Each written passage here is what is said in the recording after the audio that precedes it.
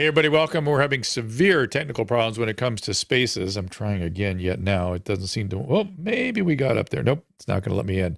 My guest today is Jeff Deist.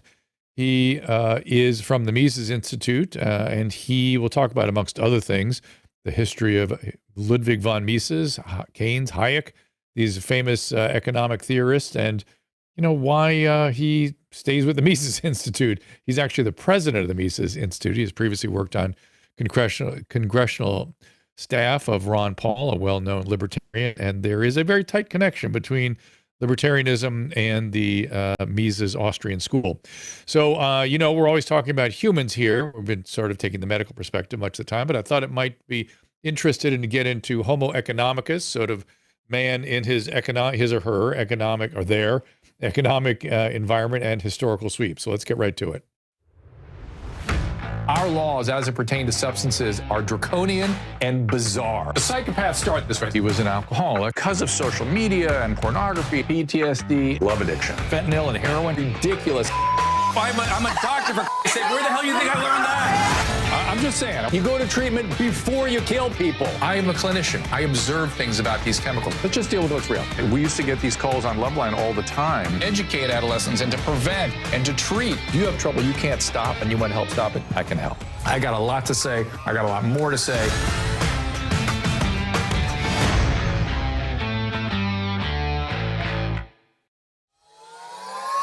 Well, my apologies today. I was on a Twitter Spaces with Mario Narfall a few minutes ago, and I had to jump off to do this. And once I jumped off, and by the way, I had trouble getting on his Spaces because he was inviting me to co-host. Clearly some glitches over on Twitter Spaces. And in addition, while I was co-hosting, I couldn't hear anybody talking. So Mario was on me why I wasn't jumping in more because I couldn't hear a damn thing. I'm still. So it says you're still on there, but where over at the other one? Yeah, like your little purple halo is on, and it says you're in there in that join. It says join space, but I guess maybe because you're a co-host, you're sort of permanently stuck there. I turned my phone off, and we will see if you want to talk to me. Get on the restream or come over to the Rumble trapped Rants. With Mario. We love you, Mario. I want Jeff Deist. I'm sorry. Geez, I'm so discombobulated. I want Jeff Deist for myself because I have plenty of questions myself. So here we go. Please welcome Jeff Deist. Jeff, sorry it was such a and now I can't hear. There we are. I could barely hear Jeff there for a second. I'm sorry this has been such a upside down morning here, but thank you for bearing with us. Yeah, absolutely.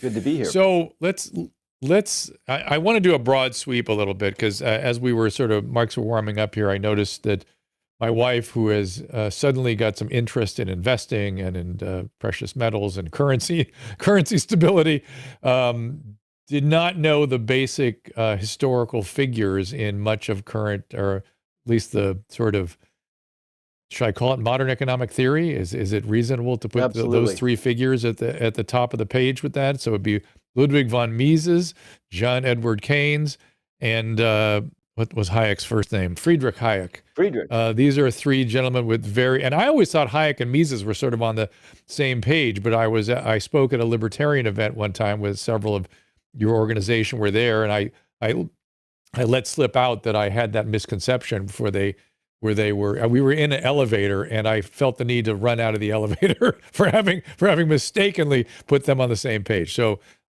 let's have it. Give us a little primer here.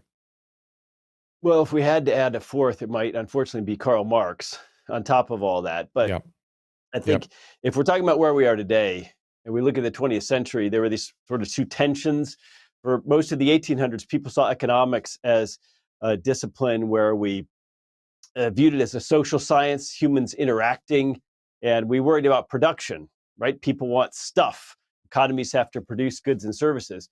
And then John Maynard Keynes came along in the 1930s and wrote his general theory, and this was an enormously popular book to his credit. This radically changed the whole landscape in academia and amongst professional economists, and basically what came out of what we now call Keynesianism is that, well, you build a productive, healthy economy by stimulating consumption. We have to get people to buy more stuff. consumption is everything. And the way to get them to buy more stuff is to have more money and credit. And so this has been sort of a tension throughout the 20th century between one camp that says, no, no, no, you have to have a productive economy, you have to have profits, you have to have capital investment. And the other side that says, no, no, no, we need to have government stimulus, either monetary policy or fiscal policy to get people to buy more stuff. And in a sense, that's still where we are today. But if we look at governments, if we look at Western governments, clearly in a perverse sense, I think Keynes has won. At least in the short term. In other words, most Western governments think it's their job to get their citizens to buy more stuff.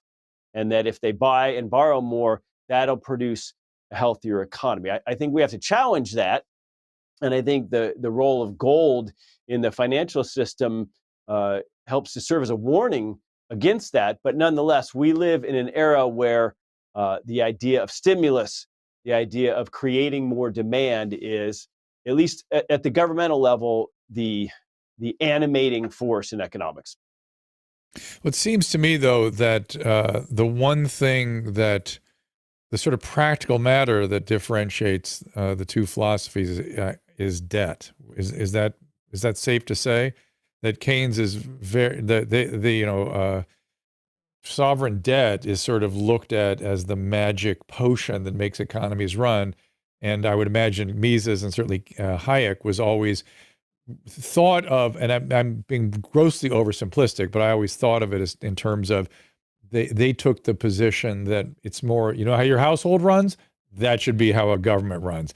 That essentially save the currency and the banking and these other things that make it more complex. But ultimately, much like a household, a government should pay its bills, not carry too much debt, accumulate a certain amount of savings, and invest in itself.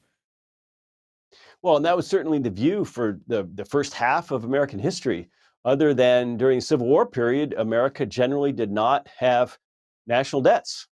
And it was really up until World War I when the amount of debt the U.S. government had tripled. Basically, from 1914 to 1917, they were selling war bonds, and the idea was that, hey, we're all part of this war effort. So that was absolutely the thinking, and I think even Calvin Coolidge embraced that thinking. Now, today, there's a very different mindset, and this isn't just something that's on the left. I mean, if you recall, Dick Cheney during the W years famously said, well, we've proven that debt doesn't matter, when people were challenging all the expenses of going into Iraq and Afghanistan, all the deficit spending. And of course, very scary. On the left, there's a whole new school of thought called MMT, modern monetary theory, which basically says you can have unlimited sovereign debt unless you get hyperinflation in the economy. So there are certainly people like Paul Krugman, who may be among, I would argue, is among the top 5 most famous economists today. He writes for the New York Times. Paul Krugman essentially says government debt doesn't matter. I think that's profoundly wrong. I think it'll have tremendous bad ramifications for this country. The question is just when those ramifications come, how long they can be put off. And so if it's beyond one's own lifetime, then like John Maynard Keynes says, in the long run, we're all dead. So I suppose it depends on your philosophy. But if your philosophy includes caring about future generations of Americans, then I think we have to look at it. And let's talk quickly about gold if we could. Now, Susan, for the thing about gold, Susan, I want you into this conversation. That's something you were interested in, is that it used to be our currency, or everybody's currency to some extent, was bound to gold. Sure. Do you understand that, right? Of course. And I was a history major. Right. And in the 70s, I think it was Richard Nixon that sort of unleashed a floating currency. And that seems to have worked. But gold has still been the repository of last resort. And even so far as, because Susan and I both, our families come from the old country, I'm familiar with people talking about burying gold coins in the backyard. That they would literally do that because that was the last resort. When you lost everything, at least when they came for you, at least you knew you had the gold coins buried under the house or something. As a bargaining chip to get out of the country quick. Well, that's what they might use it for, to get away, that kind of thing. But it still has that quality to it, which is kind of extraordinary. And its historical sweep, it's always been like that, is it not? Well, the historical sweep is almost unimaginable. I mean, people have been using gold as money for at least 2,500 years, pre-Christian times. The Roman Republic certainly introduced gold coins. And if you fast forward all the way to today, as you say, I mean, people still view gold as some sort of store of value as an emergency. People have been known under dire circumstances when they're forced to flee a country for political reasons, famine, war, etc., to have wearable gold jewelry, around their neck or around their wrist, to transport a lot of wealth with them, along with maybe just the clothes on their backs in one suitcase. I mean, this has been something throughout history, but for most of human history, money wasn't paper. For most of human history, money was some sort of commodity. And in early days, it was things like salt and seashells and even certain stones. And then eventually gold was discovered along with silver. And it turns out that what distinguishes gold from any other metal, any of the precious metals, any of all the industrial metals you can think of like silver and platinum that people use, is that it just has this really unique chemical properties. It basically can't be destroyed. So it changes form, you can melt it down, but it never really goes away. So virtually all the gold that ever existed on Earth is still with us today. It hasn't been consumed in industrial uses. And, it might have sunk to the bottom of the ocean on a Spanish galleon ship or something like that. But for the most part, we still have all the gold ever mined out of the ground. So it's just this totally indestructible form of metal. And over the years, that quality, along with the fact that it was fairly scarce, it's actually very difficult, even today with our modern processes, to find it under the ground and then pull it out. It's a hellishly expensive process. So because of that, the marketplace, which is nothing more than human beings over thousands of years, eventually began to choose gold as a way to transact and transfer value between people, because we all know that barter is no good. If you have a cow and I have some wheat and we want to trade, that's a very difficult thing to do. Whereas gold was divisible and you could create coins and other ways to make this all possible. So it wasn't really until governments and central banks got involved and started issuing paper based on that gold that was easier to exchange than to move gold from one bank to another to sort of satisfy an IOU. It was when governments and central banks started issuing paper that the mischief came in. And that really started around World War I. And as you mentioned, by 1971, when Richard Nixon made it so that even foreigners couldn't redeem their US dollars for gold anymore, that we entered this era, this Paul Krugman era of really unlimited government spending, because government and central banks can create unlimited amounts of paper currency. And of course, most of that's digital, electronic now, but nonetheless, we can call it currency. They can create this at will. You can't just create gold at will. So that's the fundamental difference. And giving the governments that power has a tremendous potential to do harm. I'm sure, certainly from the Mises perspective, right? Almost unbelievable, almost unfathomable. And we're not just talking about economics here. We're not just talking about financial matters. We're talking about widespread cultural, social, foreign policy matters. All are hugely affected. When you have a government that can spend wildly beyond what it takes in taxes. And let's take the COVID year of 2020. The government brought in about $3.5 trillion in federal taxes from all sources. It spent $7 trillion. Okay, so it spent twice what it brought in taxes. And so you say, well, gee whiz, Dr. Drew, if the government only needs 50% of its spending and taxes to operate, how about 30%? How about 20%? How about 10%? Why are we paying taxes at all? Why can't they just finance this indefinitely? And the corrosive effects of this, I mean, you can't even begin to imagine how this filters through society. And from my perspective anyway, it's been a cultural disaster for America. In other words, it has made us have a desire to live today at the expense of tomorrow. And if you do that on an individual level, if you do that on a more widespread level, if you do that on a national level, and then ultimately international level, that means that we are basically spending the capital that we ought to be accumulating and bequeathing to future generations. Didn't the Bible have injunctions against this? It sounds like the kind of thing that, right? I mean, that would be that old as a philosophical position. I'm going to go out on a limb and say that the staff at the U.S. Treasury and U.S. Federal Reserve Bank are not particularly animated by biblical principles in 2023. I'm sure that. I'm sure of that. So you're 100% right. And so does Mises Institute take position on these things? Do they offer position papers, advice? Do people listen, or do you just, are you writing journalistic kinds of articles to try to get people to persuade it? Yeah.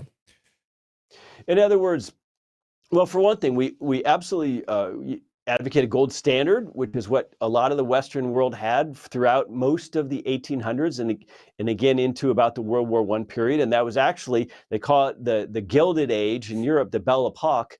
And it not coincidentally, in my view, was part and parcel of basically the greatest and fastest period of human achievement in terms of science, literature, art, music, all kinds of cultural elements. And I would argue that was because we had a form of sound money, a form of money that government couldn't tinker with, that government couldn't just produce willy-nilly. So when we got rid of that, basically what we did was we created a political seduction for the political class. In other words, once you were unleashed from this need to have sound money and to actually tax people to do all the things you want to do, that created the circumstances where we could have things like beginning in the 1930s, just a couple decades after the creation of this central bank, we could have all of the New Deal programs, which were tremendously expensive. You fast forward to the 1960s, we could have all of Lyndon Johnson's Great Society programs.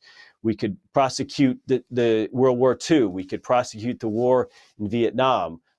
We could have spending beyond our means. And now, because what the government does and what the central bank does affects the credit markets for normal people like us, that's also filtered down to where the cost of borrowing money is, in my opinion, cheaper than it would be without all this tinkering. And so it's not just government that lives beyond its means. As a result of this, as a result of a relentless, many decades long pressure on interest rates, making them lower and lower and lower, Americans do all kinds of things in response. They buy bigger houses than they would otherwise. They drive fancier cars than they would. They take nicer vacations. Their kids go to more expensive colleges and take out bigger student loans. It's really, again, a cultural and social issue. And when you corrupt the money of a country, I would argue that you're, in a sense, you're corrupting the soul of it. You're corrupting the culture itself. How in the world would you get back to the gold standard from where we are? Well, there's a few ways you could do it. One, and a lot of people argue for this, is that presumably Bitcoin or some kind of cryptocurrency is going to become the canary in the coal mine because Western governments are going to just keep spending and borrowing to such an extent that at some point, people are just not going to trust them anymore. They're not going to be willing to buy treasury debt except at junk bond rates or something like that. And so people are going to worry about hyperinflation, and they are going to be looking for an alternative to store their wealth in something other than dollars. Right now, if you're very wealthy, if you're Bill Gates, if you're Warren Buffett, you can have property all over the world. You can have assets denominated in foreign currencies like Swiss francs or Chinese renminbi, and you can somewhat protect yourself. You can diversify jurisdictionally against some sort of hyperinflation or collapse in the US dollar. But most of us, our paychecks, our savings, our wealth, our homes, all these are denominated in dollars. So you could view something like Bitcoin as a potential safe harbor in the future, but you could also say, well, gold never went away. Central banks still hold tons and tons of it. There's a $12 trillion market worldwide. And with digital division now, we have the ability to have physical gold, but trade it amongst each other, use it as money using the equivalent of a debit card, let's say. And so gold could once again reassert itself in terms of its moneyness. Now, the question is not one of whether we have the technical ability to do this. The question is one of whether governments, including our own, will literally use force, will literally pass laws to prevent that, and come send people with guns and put you in jail if you do. That's a political question. But the idea that we could use gold or Bitcoin as money is not a technical problem. We know how to do that. Well, but I feel like you're describing kind of a doomsday situation where things get so bad, there's nothing, you have to go somewhere for a safe haven. And I was really surprised to hear you say gold or Bitcoin. That sort of surprised me. Explain how Bitcoin could be a safe haven given its wild fluctuations. Right. I think Bitcoin has a lot of maturing to do, and I'm not sure that that's so soon. And I think a doomsday scenario is correct. In other words, I don't predict the dollar collapsing or devaluing rapidly relative to other currencies anytime soon. And there's a whole host of reasons for that, geopolitical and otherwise. We're still the biggest economy in the world. We're still the biggest, baddest military. You still basically clear international transactions by oil using dollars. So there's all kinds of factors which are very bullish for the dollar. And the dollar's done well since COVID against other currencies. But here's the thing is, as Americans, unless you're trading currencies, which is not for the faint of heart, we shouldn't care about how the dollar stands relative to other currencies. We should care about how the dollar stands relative to the goods and services, the stuff we actually want to buy and need to buy. And that's where it's not doing so well. That's where it's losing 8% a year. But hold on. I mean, the reason, it seems to me, humbly, that we worry about the dollar's worth relative to other currencies is this has been a global market for some time now. We've been getting a lot of cheap stuff from China, and it's been good for us with a strong dollar. It's been great for us. We've been exporting our inflation. We've been getting real stuff at Walmart from China in exchange for dollars that are worth about 8% less every year in trade. So you're absolutely right. I can't disagree with that. But again, even the cheap stuff from Walmart is getting less cheap. Here's what we can say about gold. And go ahead, gold.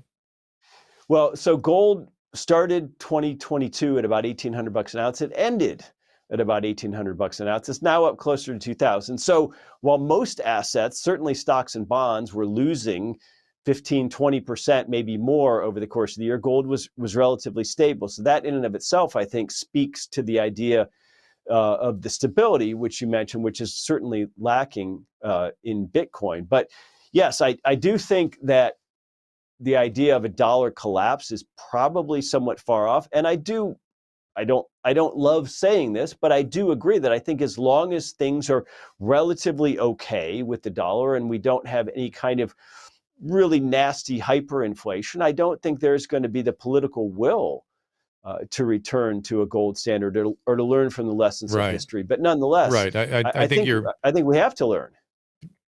Yeah, I think your story is that, humans don't do things till they have to, and you're sort of predicting them running to gold when they have to, when it looks, when it's homo economicus. It's why, I don't know if you guys, you must have positions on this because you have positions on everything. It's one of the reasons I'm so concerned about how we're approaching energy.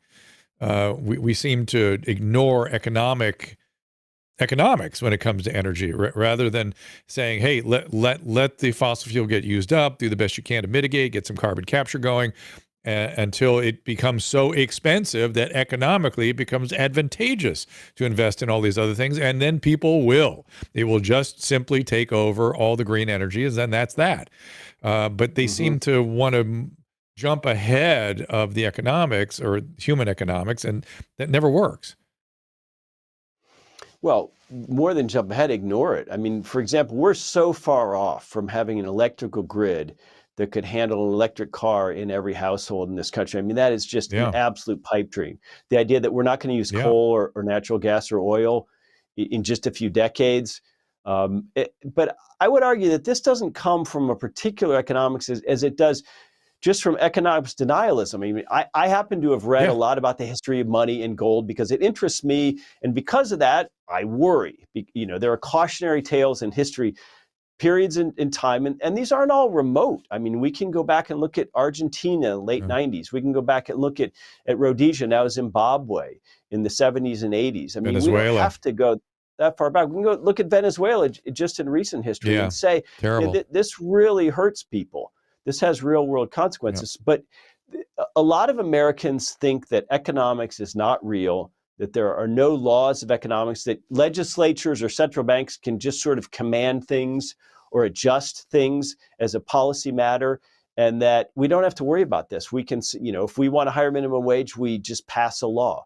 If we want gasoline to not cost too much, we put a price ceiling on it. If we want everybody to use green energy, we just tax oil.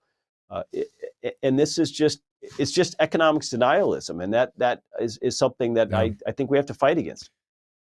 Yeah, I was speaking to someone who was literally the budget director, this was a while ago, but the budget director for the state of California. And she was complaining about, it was a time when there was significant debt and they had all these expenses and what they were going to do. And I go, what are you going to do? And she goes, well, we can't print money. And I go, yeah. And she goes, but the federal government can print money. They just need to print more money and give it to us. And I was like, oh, it was like breathtaking. Yeah. This is the chairman of the budgetary committee. So people live in that world where that's how they imagine economics to work. That was, to me, a breathtaking realization that we have people in government, in leadership, thinking that way. It was the most frightening thing ever. But the good news is, bad news also, is that when it comes to economics, reality has a way of asserting itself, coming to bear. And in California in particular, we are on the eve of some real coming to Jesus sorts of experiences, I suspect. Yeah, well, why doesn't Sacramento just issue state bonds to pay for the choo-choo train from Fresno to Sacramento, or wherever the hell it goes? The reason is because nobody would buy them. And she's absolutely right. Mm-hmm. That's the difference between states and Uncle Sam. And frankly, she's entirely rational to imagine that the ultimate backstop of her state, of California's own profligacy, is Uncle Sam, because it always has been. Look at COVID. State governments got huge amounts of money. City and municipal and county governments got huge amounts of money, direct money. I mean, cash money into their bank accounts, newly created during two stimulus bills, one passed under Trump and one passed under Biden, to the tune of about $6 trillion bucks. So she's right in a sense.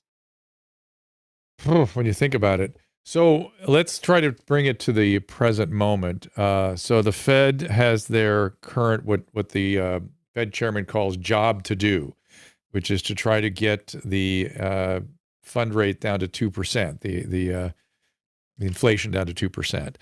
And they are continuing to crank up the rates. They seem, I'm sure you heard the news conference with the Fed chairman.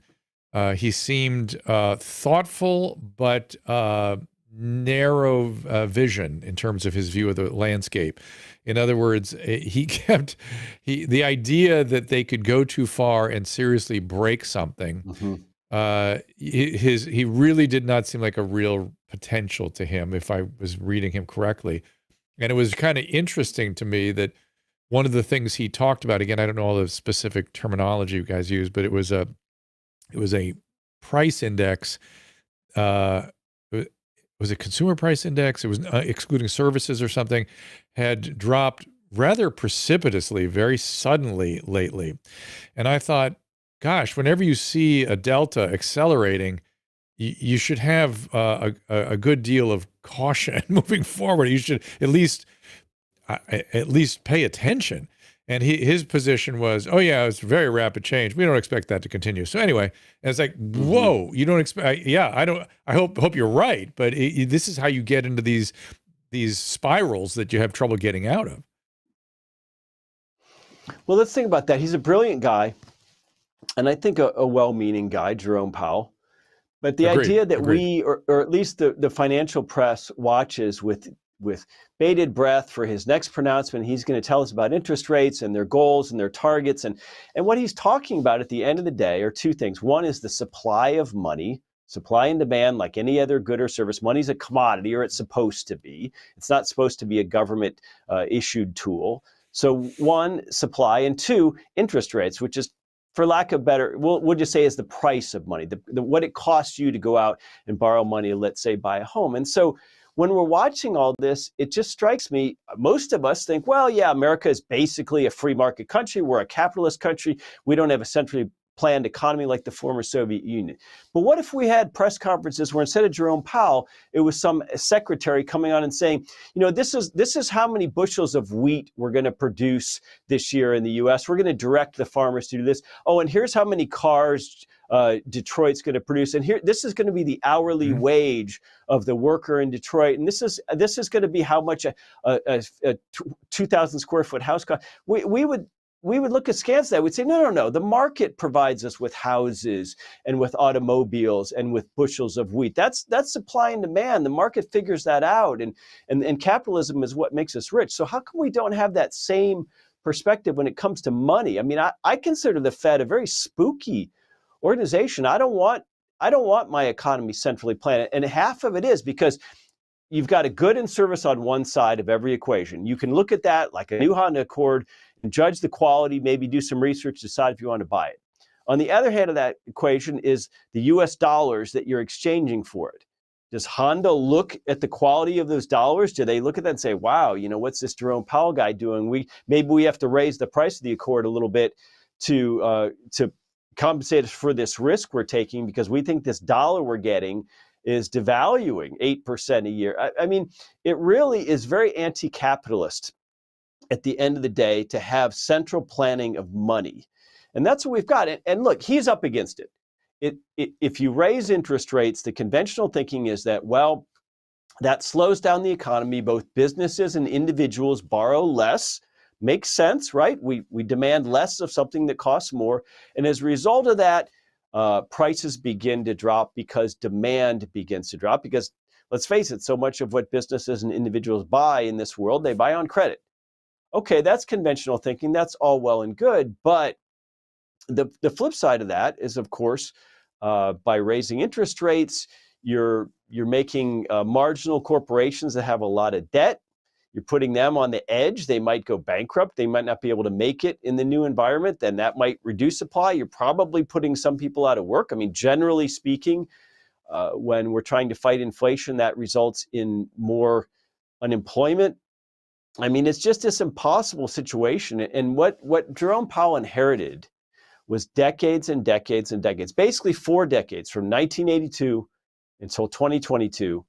Of relentlessly lower interest rates. And I really think, for your listeners, that we are in a new turning. In other words, 2022 marks an absolute turning point in the U.S. economy, and that in the future, for many, many decades, we should expect higher interest rates and higher inflation, that the go-go days of the last 4 decades are over. So he's not going to get to that 2%. I don't think we're going to have 2% consumer price inflation this decade. No way. That's my opinion. Yeah, that's his goal. He might break things trying to get there, and it's very interesting. Now, we have been essentially discussing sort of economic philosophy / economic history, right? There are people, say at University of Chicago, that believe really the thing about economics is it's just mathematical models. It's more like physics. Mm-hmm. You just build the right model, and then you can predict, how things are going to move, and how to what buttons to push to get things to go in the right direction, what levers to push, so to speak. We're not going to talk about that. I find that kind of boring because there's so much interesting history and philosophy around economics. I have to take a little break. When I get back, I want to bring in our friend Adam Smith, and actually I don't really know Mises' relationships with Adam Smith, how close that relationship is or is not. It might be interesting. And I'd like to kind of expose people to some of Adam Smith's genius, if you don't mind. You up for that? Absolutely. You bet. All right. Be right back after this. Not sure how to say I love you this Valentine's Day? Well, nothing says I love you more than a few minutes of relaxation, and Genucel Skincare does just that. Gives you the luxury gift of feeling like you spent the entire day in the spa, all while, in fact, in the comfort of your own home. Susan loves to feel pampered and special, especially on Valentine's Day, so why not relax with a detoxifying mask and feel amazing after only one use? I am a snob when it comes to using products on my face. The dermatologist makes a ton of money from me. But when I was introduced to Genucel, I was so happy because it's so affordable and it works great. I was introduced to the Ultra Retinol Cream, which I love at night. All the eye creams are amazing. People notice my skin all the time, and I'm so excited because it's actually working. Genucel's mask works wonders by pulling out all of your imperfections to make you feel refreshed and looking like you just stepped out of a facial appointment. Order the Dr. Drew package today and try this amazing mask for free. That's right, every single Dr. Drew and Susan package includes a free mask to celebrate you and your loved one on this Valentine's Day. Go to Genucel.com/Drew and enter code Drew for an extra 10% off your entire purchase. Plus, all orders are upgraded to priority shipping for free. That's Genucel.com/Drew, GENUCEL.com/DREW. My guest is Philip Patrick. He is a precious metal specialist, trains at University of Redlands. He has spent years as a wealth manager at Citigroup, and his current position is with Birch Gold Group. So gold has always been somewhat of a safe haven, particularly in times of great turmoil, much like our present moment, I imagine. Gold has always traditionally been a safe haven asset. Gold specifically has always been about wealth preservation, right? Gold has always held its buying power. You can look at as far back as you like in history. In biblical times, 1 ounce of gold would buy somebody 400 loaves of bread, and today it does the same thing. So it's a store of value. But I would say in times like this, as you mentioned, it's particularly important when you're dealing with things like 40-year high inflation, the air that's coming out of a stock market bubble. These times in particular tend to drive gold and silver up quite significantly. If things are different, the solution needs to be different as well. So I encourage everyone to get informed, and we have a lot of good information here to help your listeners. Just a reminder, I am not a financial advisor, and I do not give out financial advice nor investing advice. Birch Gold has an A+ rating with the Better Business Bureau, countless 5-star reviews, and thousands of satisfied customers. Check them out now. Visit birchgold.com/Drew and secure your future with gold. Do it now. And we're back. We're back with Jeff Deist from the Mises Institute, and we were about to talk about a gentleman, part of the Scottish Enlightenment, who is actually originally a moral philosopher before he came up with his Wealth of Nations. And people have all kinds of strong feelings about Adam Smith, but forget the fact that he was actually a moral philosopher. He would have described himself as a moral philosopher.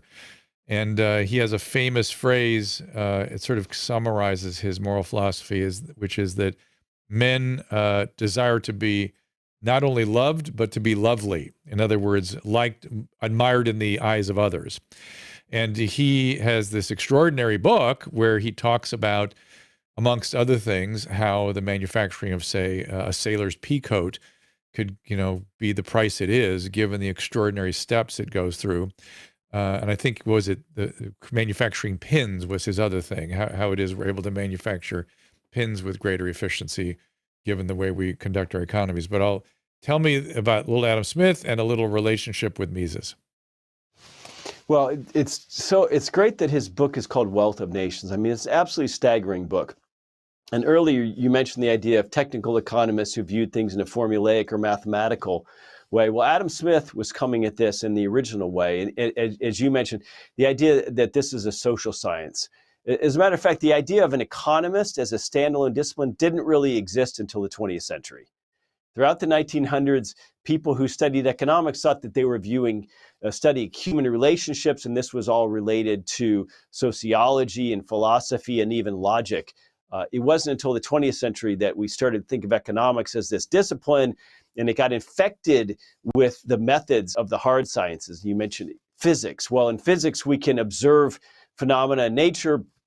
We can develop a hypothesis, and then we can go test it empirically, and we can retest it, and we can try to prove or disprove it, because nature has properties does not have gendered, which repeat. Keep going. Nature has molecules and atoms and gravity and forces like that. But human beings are different. Human beings are irrational characters. Human beings have self-interest and greed and lust and anger and hatred and all kinds of things that drive us. So when we're studying humans interacting, whether that's political science or sociology or economics, we're in a very different place. I think Adam Smith's combination of, as you put it, moral philosophy with understanding what we do and how we do it and why we do it. Calling his book The Wealth of Nations, nobody in economics writes like that today. That's the question before us. right? We're all worried. How did America get so rich? What if it all went away? Could we screw this up? The answer is yes. And those are the kind of big picture questions that Adam Smith is asking today. You get this double speak from someone like Jerome Powell. It doesn't even seem like they're asking the right questions. What question would you ask? I would say, how did we get rich in the West? Is it magic dirt? Are we somehow smarter? Do we have just some sort of magic cooperative process? No. We had a healthy degree of property rights. We had a healthy degree of the rule of law. And we had an understanding, sort of a social contract that generations would want to accumulate and save and put money away for future generations. And that's made us basically the wealthiest, most long-lived people in the history of the world. And I think we ought to understand that, think about that, worry about that, and try to preserve that and improve upon that for future generations. Those are the questions: is how do human beings get together and cooperate socially? Government is laws and force and guns and prison at the end of the day. Markets are human cooperation. Markets are voluntary. I think that is something that's worthy of study, and I think it needs to be viewed in the broader context of philosophy, logic, reasoning, like Adam Smith did, not in this mathematical or statistical way of just collecting data and viewing human beings as aggregates. We're not aggregates. That's not how we're wired. Is the position of Ludwig von Mises essentially a libertarian position? Well, I would say it is a liberal position in the way that word was used right up until the beginning of the 20th century. Yes, and in 19th century understanding of liberalism was basically a government is liberal. That's liberal versus strict is like a parent who is liberal versus strict. It generally allows a broad degree of laissez-faire in the economy. It attempts to have non-aggression with respect to its neighbors, and it has sound money to allow people to save for a rainy day. I mean, that was the idea of liberalism right up until, I would say it's during the 1930s and FDR when that word really started to become perverted into sort of a big government program. And that's when people began to use the term classical liberalism. So that's certainly a relative, an ancestor of modern day libertarianism, no question. And what is the relationship between Mises and Hayek? Well, Hayek's a German, Mises is an Austrian. They both are superstars in what we call the Austrian School of Economics, which was, again, part of that pre-Keynesian world where people thought production mattered more than consumption. And so they had different focuses. Hayek's brilliance was that he brought us the idea of spontaneous order, the idea that no human being or group of humans, I mentioned a Politburo, deciding how many bushels of wheat to produce for the coming year, that no group of humans could have all the knowledge at their fingertips that markets naturally give us through their operations. And so we need to reduce the role and power of government, because otherwise they'll screw everything up. And the marketplace needs to be the main driver of our economy within, a set of rules and laws and property rights and that sort of thing. So Hayek's idea of spontaneous order is just it's a tremendous challenge to the whole 20th century, because the 20th century, both the terrible things which happened in the former Soviet Union and in China, but then also the socialism which happened across the West, those were all based on the opposite premise, that we need to have centralized control over the economy. Yeah, so it's distributed information, right? And one of the lessons of COVID is how destructive it can be when medicine becomes overly centralized, as opposed to giving the authority and the information flow to come from the unit of the physician or nurse and the patient. That becomes an insignificant relation or insignificant source of information, and some bureaucratic structure gets put on top of it, and it is incredibly destructive. How is it that we can't seem to learn the lesson that centralization and totalitarian and forcing is inefficient and especially when it's guided by ideology, has sort of infinite capacity to do human harm? Well, it's just a political seduction. There's always a parasitical or predatory class in any society. And some predators go into street crime or, at a lower level, and some predators go into professional crime at the higher level of government. So it is part of human nature. It's just something we have to guard against. It's something we have to constantly warn against, and we have to learn the lessons of history. I would say that there is a bit of a silver lining, if we can find one, to the centralization of medical authority during COVID.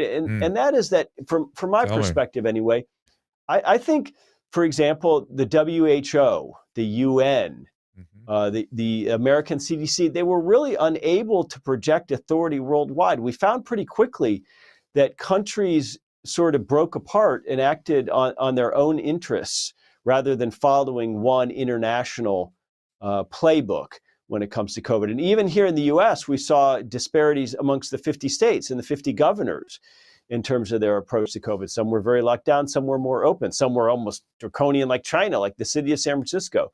So I love the idea that we have a little bit of a laboratory, a real world experiment during COVID. And in my opinion, the states and the countries that were more open, like Sweden, like Florida, like Singapore, actually demonstrated that the folly of following along with all of the lockdowns and the CDC guidelines and the masking and all that. But look, this is always the struggle. This is always the struggle. The history of the 20th century, in terms of the political story of the 20th century was centralization. Things that used to be decided locally became regional, were decided at the state level, increasingly decided in Washington, D.C., increasingly decided by one Supreme Court, and then increasingly decided at the international level by the UN, by organizations like the IMF, by the World Bank.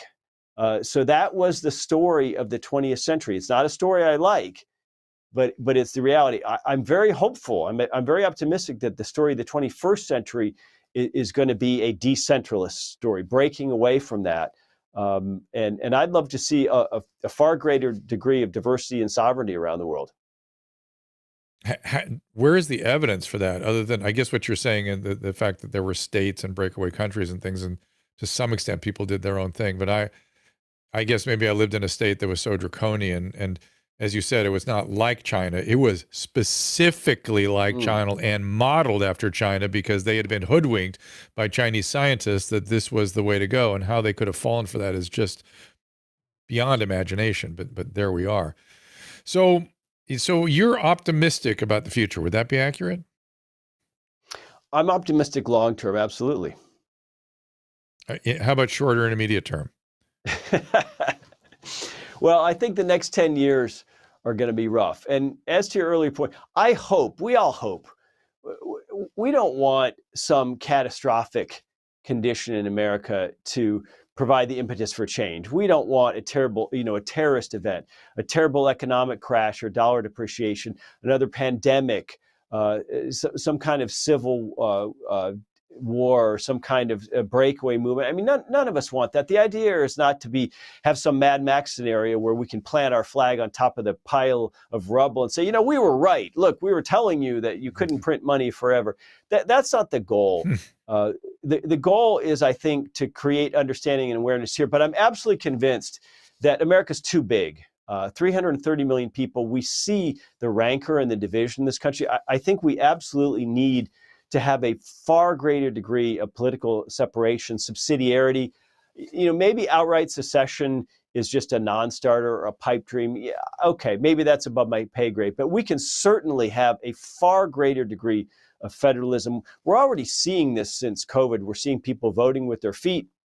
We're seeing different policies between different governors. And when it comes to the social issues, I mean, I tend to focus on the money and banking and the economics. But when it comes to these terrible social issues, Dr. Drew, can we just say, we're probably not going to solve abortion. We're probably not going to create one national viewpoint on guns, on trans and drag queen story hour. All these things which are so divisive in society. CRT. the escape valve for all this, the release valve for all this is federalism. It's allowing people to have different rules in different states, to have less decided in Washington, D.C. or at the Supreme Court and more decided at the state and local level. And I think this offers a lot of benefit to progressives too. I mean, I'm obviously consider myself a person on the right, but I think there's room to deal here. I lived in California for many, many years, my home state. I don't want people to wake up in California and feel like they have to worry about who is the senator from the state of Alabama. I mean, that strikes me as a crazy system. It strikes me as inherently divisive. And if we just get back to following a more federalist system, it's laid out in the Constitution, it's in the 10th Amendment, I think we'd have a greater degree of respect and empathy between these different red and blue areas in the country. Yeah, it is interesting how much our, individual states is this one little magical ingredient that our country has that very few places really have anything quite as well developed as that, where each state has a constitution or a commonwealth and elected officials. It's different than principalities and different than so many other countries. You literally, if you go all the way down the Jeffersonian logic, you can have, almost independent little countries as long as, the federal government is controlling the state commerce and the things that it's supposed to control. Mm-hmm. The problem is it just keeps getting, the centralized stuff just keeps getting bigger and bigger and bigger. For instance, let me ask this, should there be a Federal Reserve? Oh, absolutely not. I consider that all downside, no upside whatsoever. I think money is absolutely something that the marketplace can handle and provide, just like cars or shoes or anything else. Now, obviously, there'd have to be a transitional period, but to me, that's an absolute no-brainer. Would you have some sort of national bank or something? Would there be anything else to replace it? Well, that was the idea. If you go back and look at the history of the Fed, it was designed to be a backstop. It was designed to be a banker's bank. It was there, at least ostensibly, to prevent bank failures in dire circumstances, ultimately to protect the shareholders and the depositors. The lender of last resort. Absolutely. Yeah. That was it's the interesting. Idea. Yeah. Yeah. And I recently read a firsthand account of the Depression in, I think it was Cleveland or some Ohio city, and might not have been Cleveland. And it was written by a lawyer. And I guess when I ask you the question about the Federal Reserve Chairman and the sort of unwinding that's going on now, you need to read the firsthand accounts to appreciate how things, when they really unwind, how low is a question that you're asking yourself every day for a long time. He kept talking in this diary. I forget what it was called. He just go, oh no, another bank failed. Oh, that must be the last one. We're going to be okay. And then, two more fail. Then things would stabilize and people would get back in and start speculating again, the way they did in what caused the original unwinding. And then, of course, there'd be another leg down. And I don't think people have a sense of what that is and how that can happen. Well, it was a very scary time, no question about it. But I think we have to look at the performance of the Fed since then. I mean, we've had booms and busts throughout now more than 100 years of central banking in the United States. So how do we judge a success? Has your dollar held its purchasing power over the last 50 years? I mean, arguably it has not at all. So the question is always, what's the unseen? What would things have looked like in the absence of the Fed? What would things look like if we actually use gold as money and exchange that using, paper or digital technology on top of it? I mean, we'll never know. And I'm not saying that this sort of unwinding would be easy. The idea of having more sovereignty at the state level, that doesn't solve the dollar, that doesn't solve the national debt, that doesn't solve federal entitlements. So I'm not suggesting that any of this is easy, but I'm strongly suggesting that if we want to stave off what looks like a really nasty inflation, what looks like a really unserviceable debt, what looks like a bunch of unpayable entitlements, and what could ultimately become a national bankruptcy or even the destruction of the US dollar. That might sound far-fetched, that might be decades up, but nonetheless, it's never going to be easier to start addressing these problems than today. And so I guess that's why personally, I wish we weren't talking about trans or the latest school shooting or something like that all day, when from my perspective, we have these mechanical structural problems in the country which we ought to be addressing. Susan, any questions before we wrap this up? No, I know she had some gold on her brain. No, I still don't understand gold, like how it goes up and what the value of it is. But I get that there's only so much of it. But are we betting on gold? Or are we buying gold? Or are we, how do we? Who's we? We obviously, whoever owns it.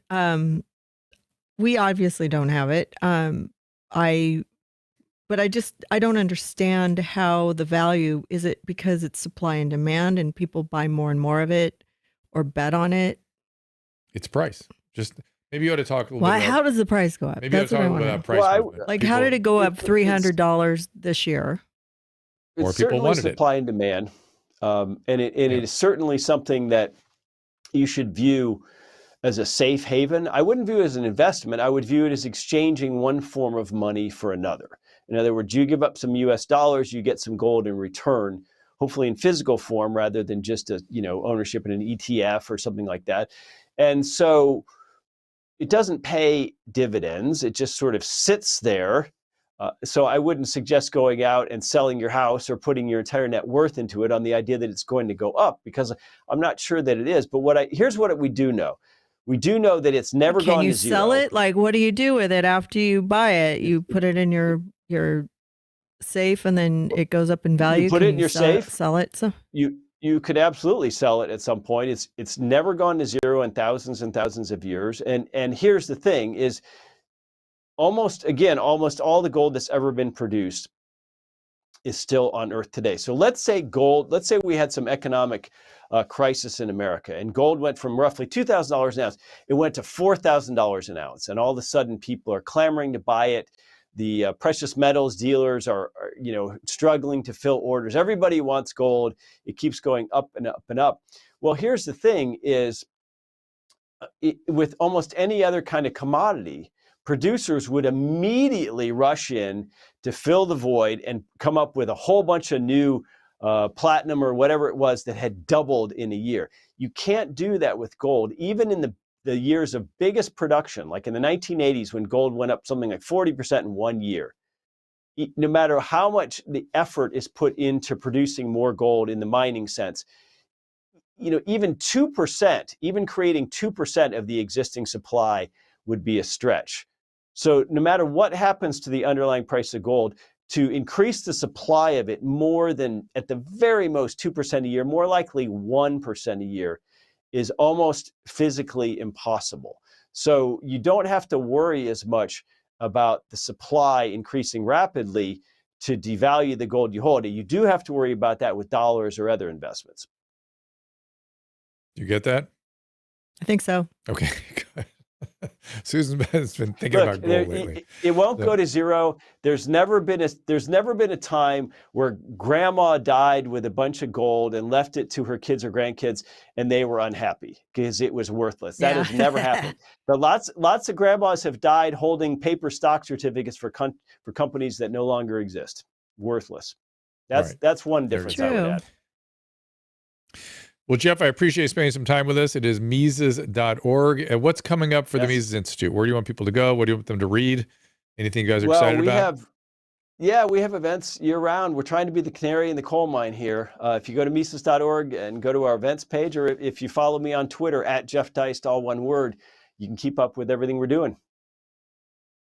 Thank you so much, sir. All right. Thank you, Dr. Drew. Appreciate you being here.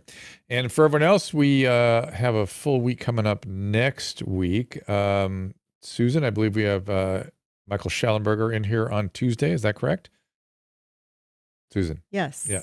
Here it comes. And 7th. Then Ron Johnson on the Wednesday, the 8th.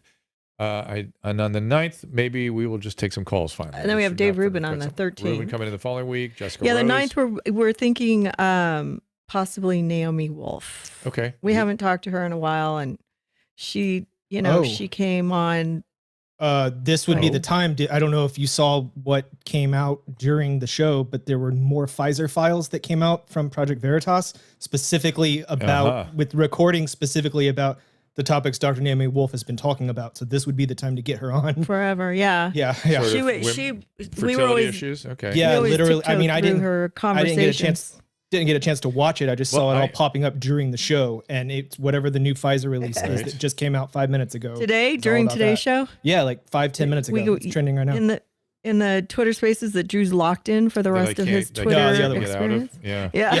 The other one. Yeah. I think what happened, Drew, was you were made a host on another Twitter files, so you can't log out of it until they log you out. So yes, that seems to be right. Yeah. So note to self is don't join a Twitter Spaces with somebody else unless before a show. Or maybe I just go back on there. I know. I'm sorry. Yeah, you can go back if you want. Goofy.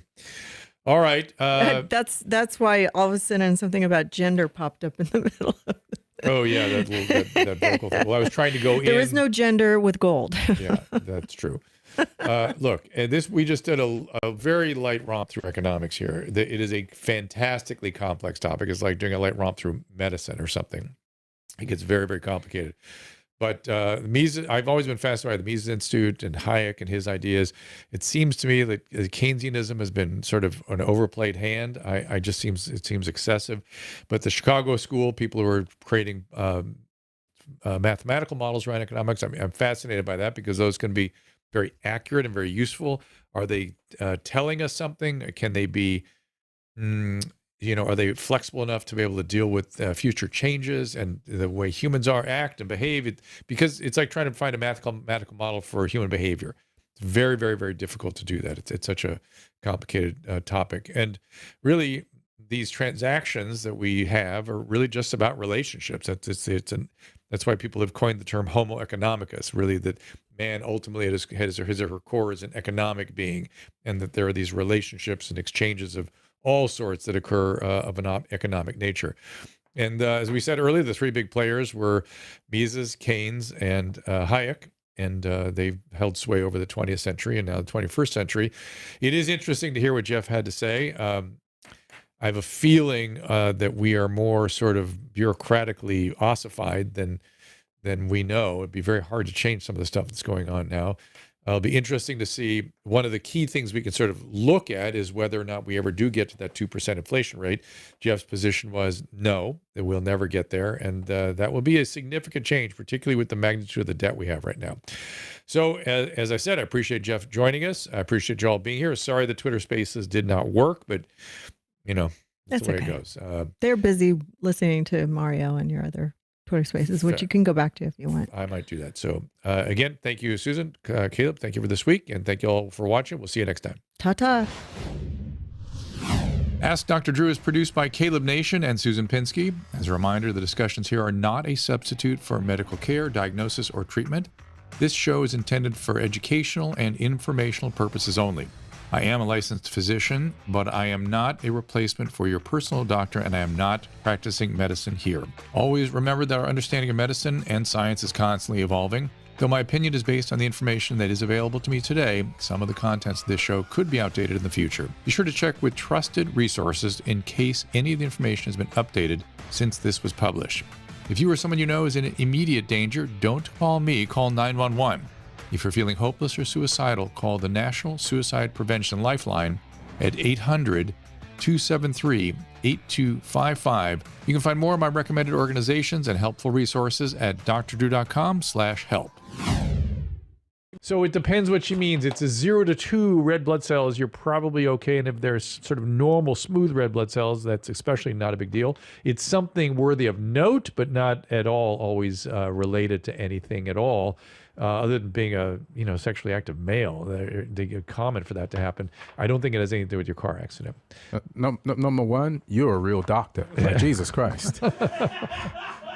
And number two, the listeners to this show refuse to get medical insurance.